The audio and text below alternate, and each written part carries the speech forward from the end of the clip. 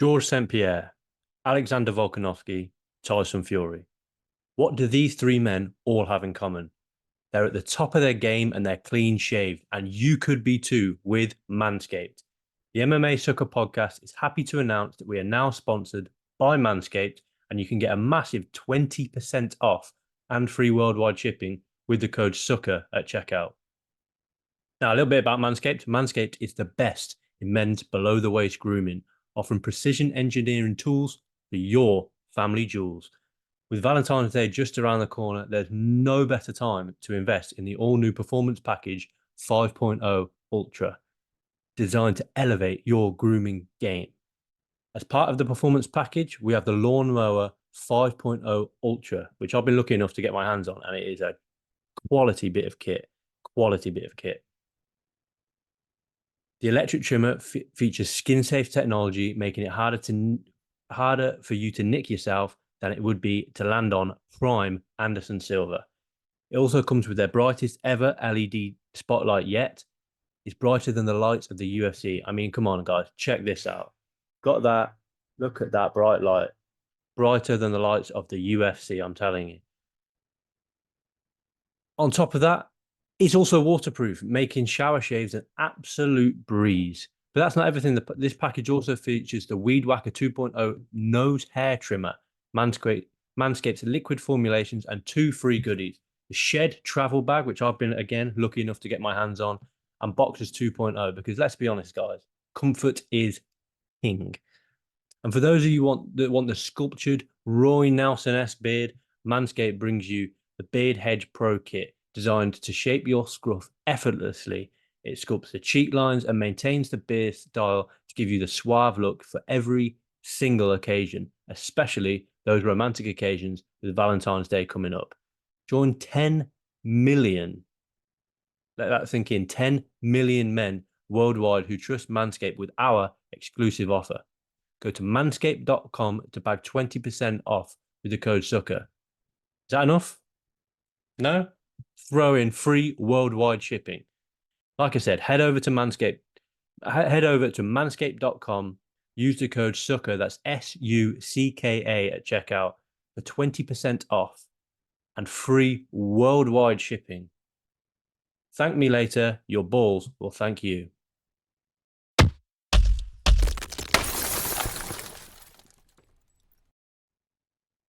Hey guys, welcome back to the MMA Sucker channel. As always, I'm Fraser Crone, and this episode we're going to look at a little bit of UFC from the past weekend and looking ahead to the UFC this weekend, but also we're really going to focus in on the boxing. We're going to it's going to be quite a boxing heavy podcast today. And let's jump straight into it. As we know, unfortunately, we got the news, I think it was Thursday or Friday last week, that Tyson Fury was pulling out of his scheduled February 17th undisputed heavyweight title fight with Oleksandr Usyk due to a cut sustained in sparring as a result of an elbow. It's kind of ironic because, Fury had landed that elbow on Francis Ngannou when they fought, but, it is what it is. These things happen, unfortunately, in sparring. And we've got the rematch, as it were, has already been announced. Or sorry, the rescheduled bout has already been announced for May the 14th, I believe. Let me just double check that one. Pretty sure it was May the 14th. Just want to double check it. May the 18th. And the poster's dropped for that one, and it looks really, really good. The poster, that is. Now, I want to talk a little bit about this, the delay of this fight. I think it works very well in Fury's favor. It was the fight of, as we know, is for the WBA, Super, WBC, IBF, WBO, IBO, and the Ring heavyweight title. It's the first time we would have had an undisputed heavyweight champion in a number of years. I think since 1999, but don't quote me on that. I'm gutted. For want of a better phrase, I'm really, really disappointed that this fight isn't going ahead. But it's a really nasty cut to the eye of Tyson Fury.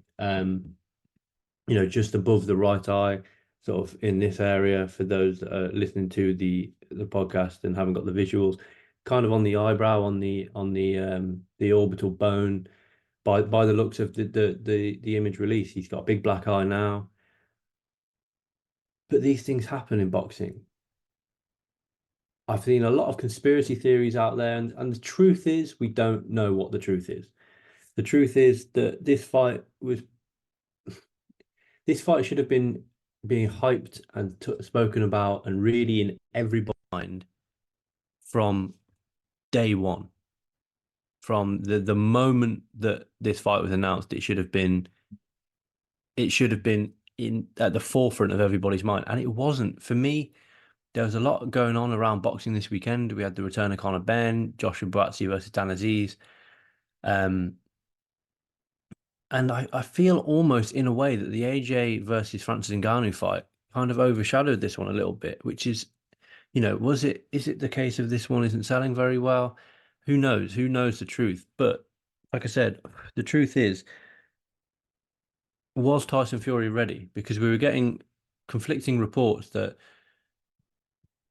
Fury was in the best shape of his life. He was knocking out sparring partners and all this. But then we also had reports that Tyson Fury had been dropped by Jai Opetaia, which is why Jai Opetaia removed himself from the camp, or supposedly was kicked out of the camp. Jai Opetaia was saying that he wasn't getting the appropriate sparring. What is it the case that he wasn't getting the appropriate sparring, or is it the case that he dropped Tyson Fury? We don't know. Tyson Fury looked like a shell of his former self against Francis Ngannou, and he didn't take that fight seriously. Let's be honest. But if we look at Tyson Fury's last few fights, he hasn't been the last time he had a competitive fight is what a lot of people are saying, is Deontay Wilder 3 on the 9th of October 2021. He then fought Dillian Whyte, who, yes, he was the mandatory for the WBC and he was the mandatory for a long time, but he had no business being in there with Fury at that point in his career. And then he fought Derek Chisora for the 40th time, and Derek had no business being in there. And it still took him 10 rounds to blast Derek Chisora out of there. It was an embarrassing fight, that Derek Chisora fight. And then he went into the fight, the battle of the baddest in the Kingdom of Saudi Arabia against Francis Ngannou. And for me, he was outworked in that one. He was outthought, he was outboxed, and he lost that fight. Of course, the judges gave the split decision in favor of Tyson, and he retains his unbeaten, undefeated record at 34 wins and 1 draw, 0 losses. But he didn't look good in that one against Francis Ngannou. And yes, did he take it seriously? Did he not take it seriously? Who really knows? But reports were coming out that he was dropped by Jai Opetaia in the in sparring. He was, wasn't really himself in his training camp. He was out in Dubai, out in Saudi Arabia, I believe, months ago, even before Christmas potentially, training, keeping off social media, as it were. For, what can we read into that? I'm not quite sure. But has this cut sustained by Tyson Fury? And we've seen the footage now. Has the cut sustained by Tyson Fury kind of helped him out in a way? Personally, I think it has. I do believe some of the reports that he wasn't quite looking like himself in training and in sparring. And for me, that means that he probably would have lost against Oleksandr Usyk if the two had fought on the 17th of February. The cut is what it is. It happens. We've seen the footage. We've seen the cut itself, and we've seen the damage and the area that the cut is in. It's not staged cut by any means. I'm not saying that it was, but I think the cut has come at a good time for Tyson. Because if you compare that to Oleksandr Usyk, he had a competitive fight against Daniel Dubois last time out and managed to get Daniel out of there. He had two fairly competitive fights with Anthony Joshua. He had a reasonable fight with Derek Chisora, and that fight against Chad Witherspoon, it it is what it is. But since Tyson Fury fought Dillian Whyte, Derek Chisora, and Francis Ngannou, let's be honest, 3 guys that on paper had no business being in there with him, and at least 2 of those guys, are seasoned pros, but they're not at the level of Tyson. Usyk's fought Anthony Joshua twice, and both times Anthony Joshua's come to win and believes that he can win. And he's also fought Daniel Dubois, a guy who, you know, yes, he had that loss to Joe Joyce, but he'd bounced back. He'd scored 4 KOs in the lead up to that Oleksandr Usyk fight, none of which had gone past the fourth round. Trevor Bryant's the only one that went past the fourth round, and he handed Trevor his first ever loss. Um, and then of course on that I think on the Day of Reckoning card, I couldn't remember the name. On the Day of Reckoning card, he beat Jarrell Miller, and handing Jarrell Miller his first ever loss as well, um, and knocking him out. So Daniel Dubois was a game opponent, a live opponent. But for me, like I said, I don't feel that the fight itself, the hype around the fight itself, for me wasn't really there, which is really disappointing because Ring of Fire as they're calling it. Like I said, for me, I thought Alexander. I was going to do a big breakdown on it, but I thought Alexander Usyk had the edge. Yes, he's the smaller guy in there by quite a size. He doesn't weigh as much as Tyson. He's 6 inches shorter than Tyson, but I just felt that he'd had that. He'd been at a higher level more recently than Tyson, and that could have played a huge part in it. Now,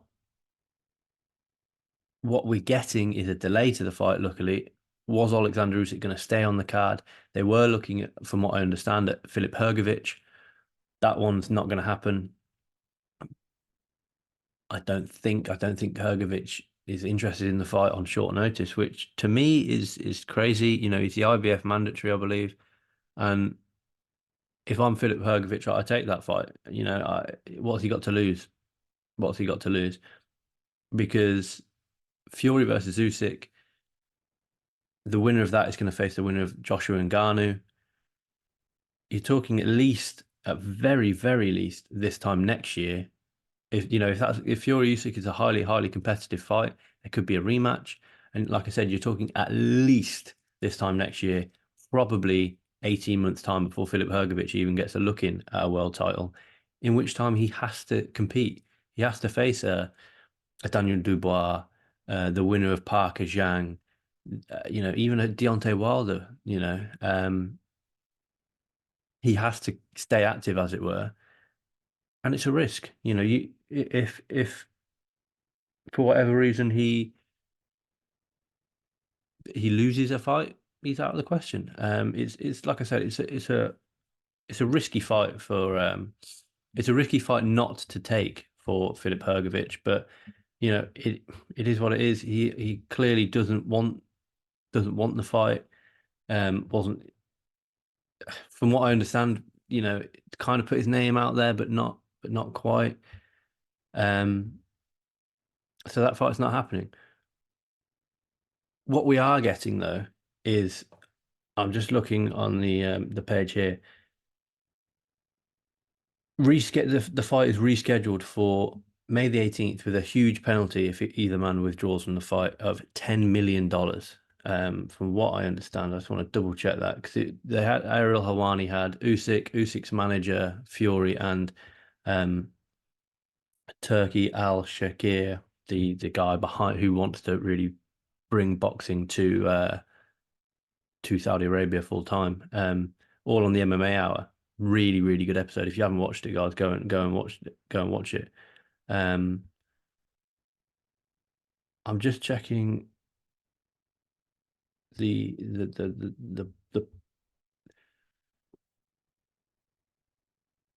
just check. Look, there's a huge penalty. I think it was upwards of about $10 million for either man if they pull out of the fight, which is kind of ironic on the side of Usyk, who hasn't really done anything wrong. He's always turned up. He's always been professional, and he's always made the walk. It's Tyson that's pulled out of this one. But the undercard for that is going to be the 5v5 Queensbury versus Matchroom card, the undercard for that. So we're looking at a card as big as the Day of Reckoning card, in my opinion.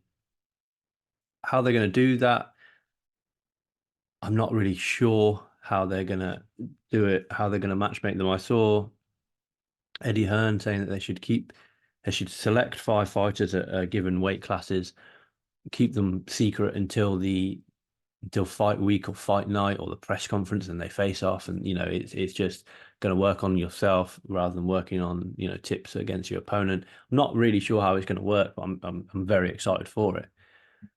Moving on from the whole Tyson Fury Oleksandr Usyk debacle, because that's what it was, to be honest. It was disappointing. Um, we did want Usyk and Fury to face off on the 17th. I've just read then it would have been the first time since the year 2000 um, that the undisputed heavyweight championship was on the line, and it's the first in the four belt era. Luckily, we're still getting it. It's not going down on February 17th. It's going on down on May 18th. But at least we're still getting it. Moving forward, like I said, I want to talk a little bit about Conor Benn, because Conor Benn has been called out by every man and his dog. He is the bad boy of British boxing, as it were. As we know, he had the cancelled bout with Chris Eubank Jr. because he failed the drug test. He disputes that failed drug test, but he still hasn't got a British Boxing Board of Control license, so he's not fighting in the UK at the moment. He's fighting in, for example, Las Vegas, which is where this card at the weekend went down. Since returning from his suspension, shall we say, he competed in April of 2022, where he brutally knocked out Chris Van Heerden. Before that, he knocked out Chris Algieri. He knocked out Sam Vargas. Since that, however, he's gone 10 3-minute rounds with Rodolfo Orozco. Apologies if I got that, if I butchered that, but a guy essentially who has no business being in there with someone of Conor Benn's level. And this weekend he went 10 rounds again. 12 rounds with Peter Dobson again, a guy with a 16-0 record, but had no business being in there with Conor Benn. Conor Benn needs to continue to get these viral knockouts, which is something that he's not doing at the moment. And that is why I think people have called Conor Benn out online, because although he's a big name, Conor Benn, now because of the controversy around him, but I just don't think that the hype around him ever so slightly is starting to wane a little bit. I'm just looking here. Chris Eubank Jr. supposedly turned down the fight, but I think after he sees the performances of Conor Benn, there's a potential there. Liam Smith, Kell Brook, Devin Haney's called him out. I've seen Josh Kelly call him out. Everybody's calling Conor Benn out because he is a big name due to the controversy. Straight up. I'm just looking here. The people that are calling Conor Benn out are people that I would back to beat Conor Benn. And now, for me, and it might sound harsh, but I don't see Conor Benn as a world champion ever. He is on that rung between European level, world championship level, and lower world level. If he gets in there with someone like, let's say a Devin Haney, it's game over. I think Devin Haney runs rings around him. And, for me, that's why it's a difficult one, because and I know it sounds ridiculous, but it's a hard sell for me. It's a hard sell. I think Josh Taylor would be a perfect fight. Josh Taylor is coming off a redemption story at the moment. I think that's the fight to make. The only thing is it won't be in the UK. So what we'll get next is we'll have Conor Benn fighting again, but against someone that we've probably never heard of, and it's a little disappointing. But unfortunately, these things happen because of the suspension that Conor Benn faces in the UK. He can't get his British Boxing Board of Control license.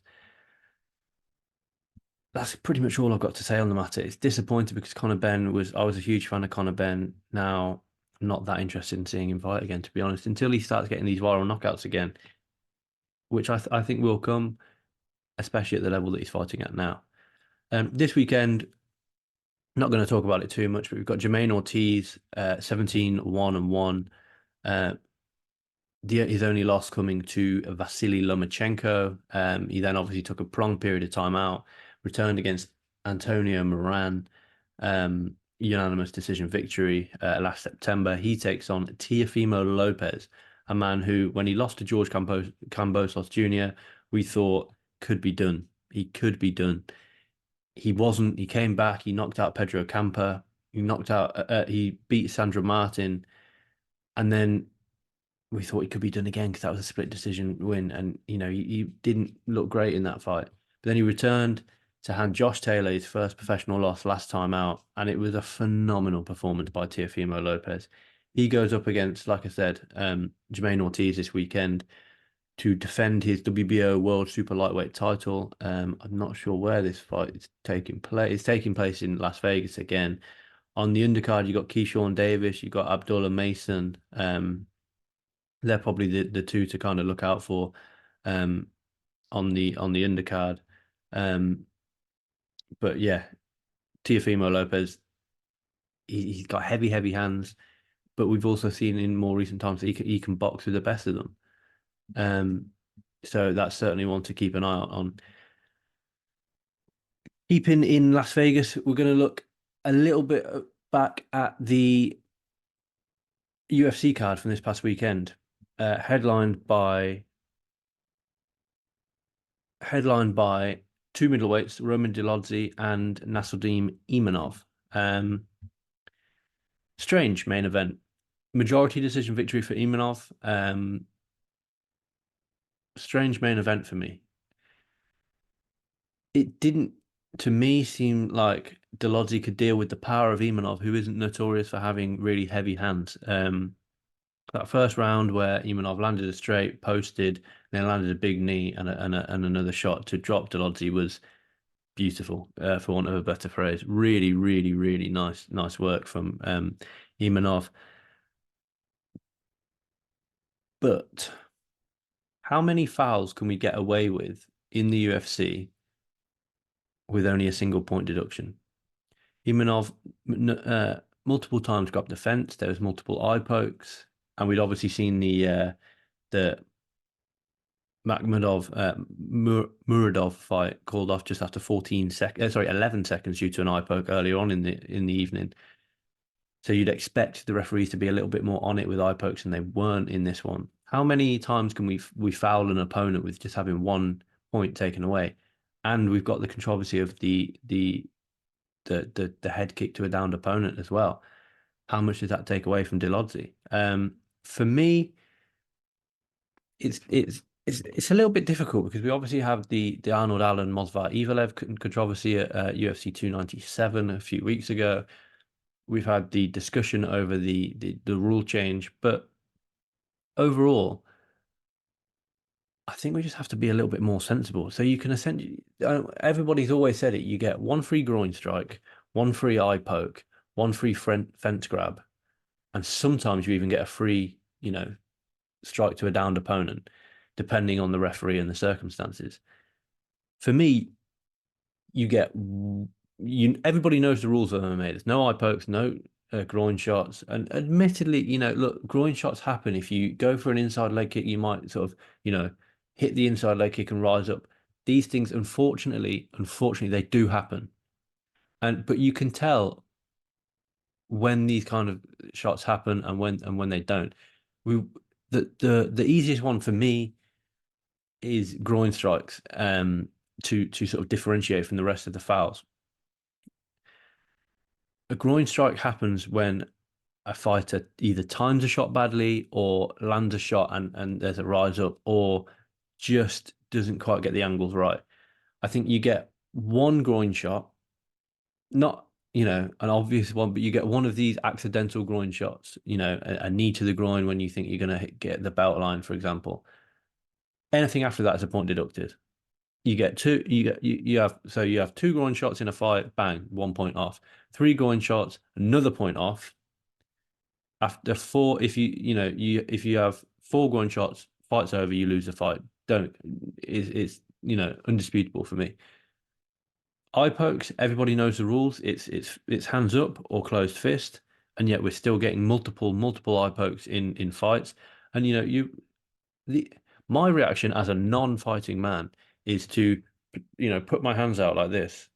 These are fighters. These guys train every day. They spar multiple times a week. They need to be eradicated, eye pokes, and it's a glove situation as well as a skill situation. For me, you get two warnings in a fight. No eye pokes. First eye poke, point taken off. I'm telling you now, first eye poke, point taken off, and then nobody will be eye poking. But you get two warnings from a referee. You get one soft warning, as it were, when they're in the fight. Referee will say, "Look, watch your fingers." Okay, fingers pointing up. They do it again. Referee should stop the fight, pause the fight, say, "Look, final warning. You don't even have to eye poke your opponent now. Final warning. Fingers forward is a point deducted. It will eradicate eye pokes. Fence grabs are again a difficult one because I think a fighter or a person's natural reaction is to, when they're falling over, look to grab something. So it is a case by case, slightly more subjective foul. But if you're getting ran back, if you're getting sort of wrestled into the fence from with a distance between you, you maybe get one fence grab and it's a warning. If you're in a clinch situation up against the fence and your opponent looks to take you down and you grab the fence, point taken off straight away, point taken off, and you're put on the defensive in the defensive position with regards to your opponent was going to take you down if it wasn't for the fence grab. You get a point taken off, you won't do it again, and you get put in the position that the fight would have ended up had you not grabbed the fence. Simple as that. Any strike to a downed opponent, point taken off straight away. And granted, Herb Dean did take the point in this one in the Imavov Dolidze fight, but any strike to a downed opponent, if we don't get a hard warning, we don't get a soft warning, it's a foul because you gain a massive advantage on your opponent. Point taken off. Second time, fight's over. Disqualification. We we cannot have this in the sport of MMA because it makes it unfair. You either legalize all strikes to a down opponent, or you eradicate them completely by taking a point off straight away. Then after that, fight's over. Will it upset fans? Probably, but will you get fairer fights? Definitely. For me, in a fight, you get one free foul, as it were. Not on purpose, of course, but you get, for example, in Imanov versus Dolidze, first round, eye poke, right. That is any more fouls. It doesn't have to be another eye poke. It can be a knee to the groin. It can be a fence grab. It can be grabbing of the shorts. It can be a strike to a down opponent. It can be hitting to the back of the head. You've already had your free foul for the fight. Anything else, it doesn't have to be for the same thing, point deducted. It will eradicate fouls from the sport of MMA because you essentially get multiple free fouls in a fight without having to have any point deduction or you can get away with one or two groin strikes. You can get away with one or two eye pokes. You can get away with a strike to a downed opponent if you're sensible about it. Fence grabs, shorts grabs, strikes to the back of the head. You can get away with all of this as long as you kind of spread it out. That shouldn't be the case.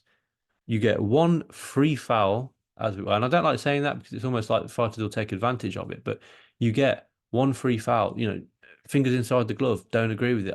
Eye gouging on the floor, don't agree with it. You get one foul. After that, point deduction for every single foul, irrespective of, like I say, you could grab your opponent's glove in the clinch in the first minute of the fight. Okay, right, that's your hard warning. In the fourth round, you could accidentally hit your opponent in the groin. That's a point deducted. In the fifth round, you could accidentally poke them in the eye. That's a point deducted. You're now down 2 points and you've only committed 3 fouls. It is what it is. It'll eradicate fouls from the sport, in my opinion. As far as Chris Curtis and Chris Curtis and Nasruddin Imanov going at each other. Again, this is something that I really struggle with. I've got a piece coming out this week of top 5 outside of the octagon brawls, and this had a little bit of Khabib versus Team McGregor feel to it on a very small scale. But I don't want the team to be involved in the fight whatsoever as far as bad mouthing the opponent is concerned. There's a sensible way of doing it, and it's getting in the opponent's head by bigging up your fighter. For example, oh, your jab can't miss. Oh, he doesn't like the jab. He doesn't like that kind of thing. He's struggling. He's tired. Although you're speaking about the opponent, you're doing it in a positive way for your fighter. You're not directly speaking to the opponent himself or herself. And I think that's exactly what needs to happen. Again, we're talking points deductions. We are talking points deductions again. It was just something that obviously came up in this fight, and I personally didn't like it. Nasruddin Imavov was ranked number 11 going into this one. He beat number 8 ranked Roman Dolidze. I think they'll sort of change a little bit. I'm not sure how the rankings will figure out, because we've got Khamzat Chimaev, who can seem to do no wrong. He cannot compete for a long time. I think Khamzat will jump above Roman Dolidze to number 8. Nasruddin Imavov will jump to number 10. Jack Hermansson will jump to number 9, and Roman Dolidze will drop to number 11, I think. It's a difficult one to work out, because, like I said, Khamzat Chimaev's in that mix in between Roman Dolidze and Nasruddin Imavov, and they don't want to drop Khamzat out of the rankings, or drop him down at all, because he's their sort of favorite. In the co-main event, I didn't see this one going 15 minutes. Obviously, it did, but it was a highly competitive 15 minutes where Renato Moicano defeated Drew Dober and rocked the mic as we expected him to. Renato Moicano becoming everyone's favorite guy on the mic, to be honest. He really utilizes that. Let's be honest, it's 2 or 3 minutes, and he utilizes it, and he grabs the headlines, and it's worth it. These were two guys that were kind of on the fringes of the top 10. He was 13th ranked. Renato Moicano defeated 15th ranked Drew Dober. Again, it's difficult because we've got for some reason, two 11th ranked fighters in Rafael dos Anjos and Benoit Saint-Denis. Realistically, Saint-Denis is the 12th ranked fighter. I think he'll move up a space because they want to keep that ranking next to his name. The higher the ranking next to Benoit Saint-Denis' name, the better his fight with Dustin Poirier looks. And Drew Dober, I don't think will drop out the top 15 because he's lost to a guy that is, ahead of him in the rankings. Randy Brown put on a performance of the night, winning bonus. Phenomenal shot against Muslim Salikov. Let's not forget, Salikov is one of the better stand-up guys that we've seen in the sport. And Randy Brown got it done in dominant fashion. Molly McCann picked up a performance of the night, winning armbar submission, her first career submission, and I called this on my best bets. First career submission for Molly McCann. I think she deserves it because she's put in a lot of effort into her jiu-jitsu and her ground game, and she deserves the armbar. She hit headlines with that spinning back elbow against Luana Carolina. She then tried it again and kind of got it against Hannah Goldie, and now she scores the armbar against Diana Balbita. She quickly becoming an extremely entertaining fighter when she wins. When she loses in dominant fashion. Just looking at her last 6 fights, Ji Young Kim, fight of the night. Luana Carolina and Hannah Goldie, 2 performances of the night, winning bonuses, both in London, both pretty much by spinning back elbow. But then she got dominated by Erin Blanchfield, Kimura loss. She got dominated by Julia Storolenko, armbar loss. But then she rebounds back in a new weight class down at strawweight. She looked good at strawweight. She didn't look drawn out. She looked big. She looked strong against Diana Balbita, armbar finish. So when she really puts it all together and wins, she wins in dominant fashion.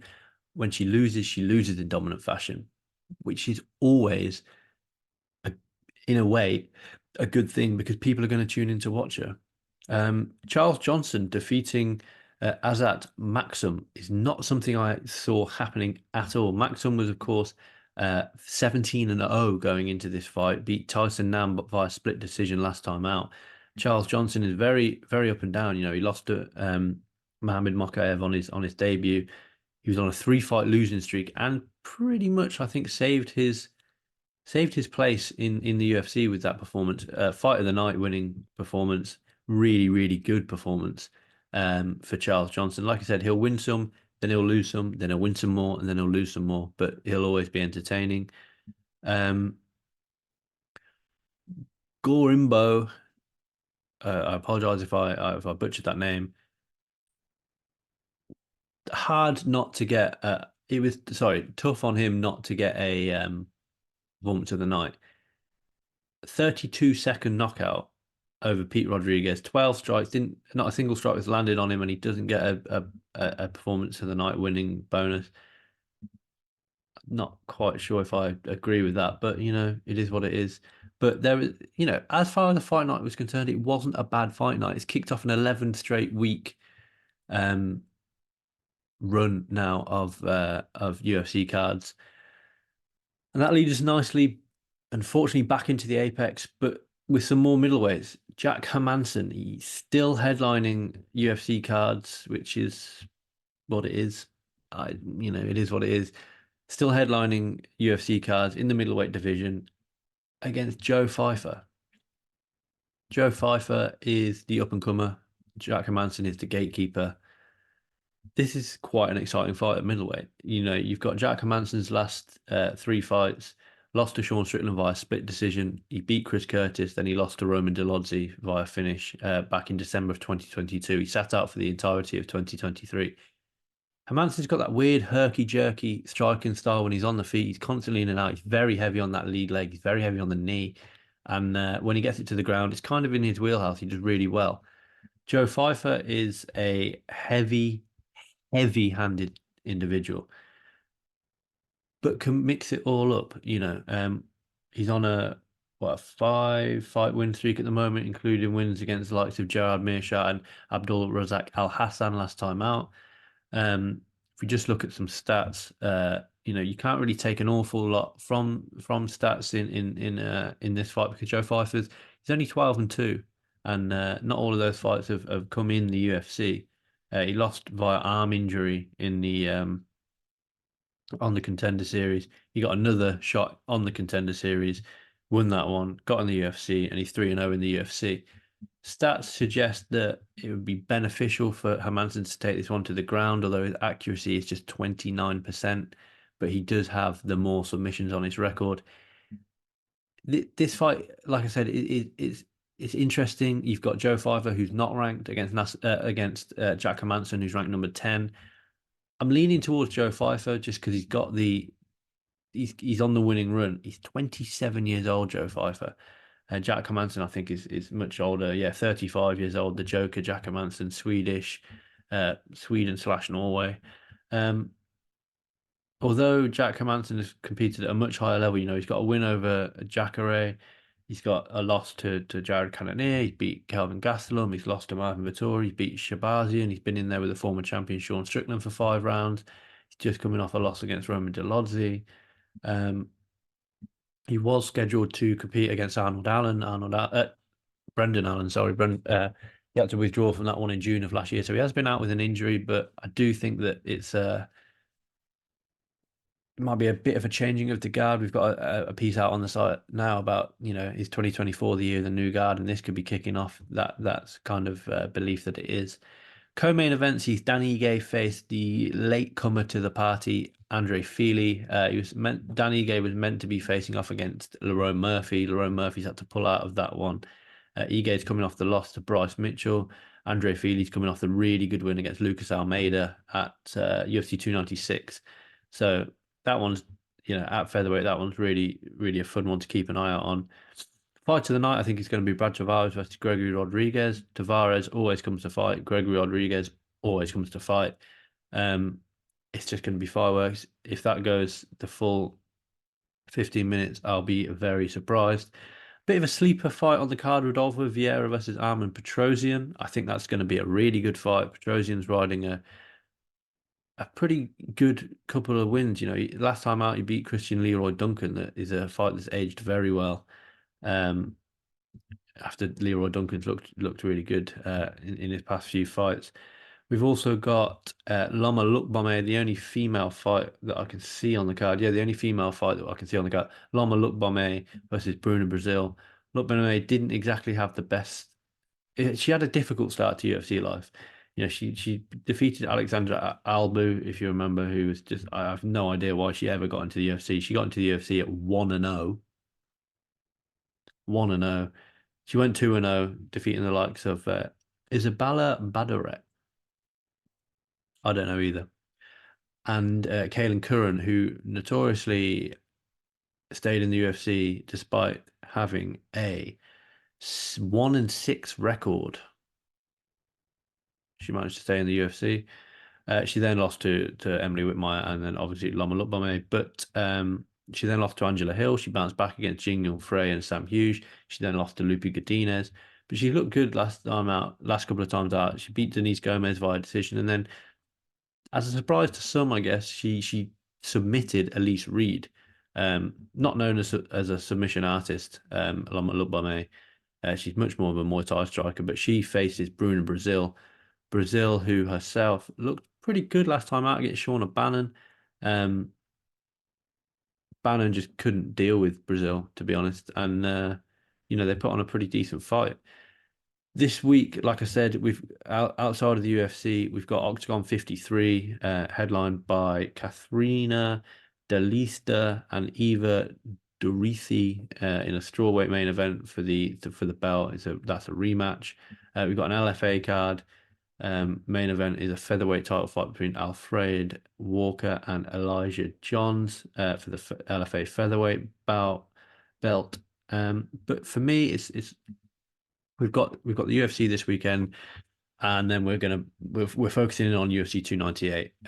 Volkanovski versus Topuria, Whittaker versus Costa, Tavashvili versus Cejudo, Jeff Neal versus Gary, Anthony Hernandez versus Roman Kopolov, Marcus Rodrigo de Lima versus Justin Taffer, Andrea Lee versus Miranda Maverick, Val Woodburn returns against Oban Elliott, Mackenzie Dern against Amanda Lemos. Like, this is a solid card from top to bottom. So that's something that we'll look forward to on next week's podcast. Sorry. As always, we're sponsored by Manscaped. So manscaped.com. Use the code SUCKA, SUCKA, for 20% off and free worldwide shipping. Doesn't matter if you live in Australia like Volkanovski, if you come from Georgia, living in America like Ilia Topuria, free worldwide shipping and 20% off with the code SUCKA. Guys, thanks for listening. Drop a like, drop a subscribe and all that good stuff. Get in the comments, like I say every week. I want to have that conversation with you guys.